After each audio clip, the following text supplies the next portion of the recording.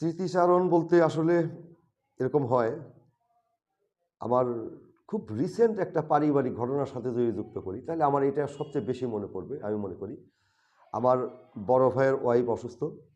সে একজন সদর হাসপাতাল থেকে যখন তাকে পরীক্ষা করার জন্য নর্থ বেঙ্গল মেডিকেলে পৌঁছায় বা নিয়ে যাওয়ার কথা বলা হয় সিটি স্ক্যানের জন্য, আমি তাকে নিয়ে যাচ্ছিলাম। আমি ভাবলাম যে আমার ছাত্র থাকতে পারে। ঠিক এভাবেই আমি একজন ছাত্রকে ফোন দিলাম। ও তখন প্রতি উত্তরে আমাকে বলল, স্যার আমি তো 9 দিনের ছুটিতে, স্যার আপনি কোথায় যাবেন? তাই আমি বললাম আমি একটু নর্থ বেঙ্গলে যেতে চাই। স্যার আমি 9 দিনের ছুটিতে আছি, তাতে কী হয়েছে? আপনার শিক্ষা পেয়ে আমি যদি এটুকু করতে না পারি তাহলে আমি কী করব? এবং তাৎক্ষণিক ও আমাকে নর্থ বেঙ্গলে আমন্ত্রণ জানায়, আমি সেখানে চলে যাই এবং যাওয়ার পরে দেখি আমি যাওয়ার আগেই ও রিসেপশনে রেডি আছে এবং আমার কোনো কাজ করতে হয় নাই।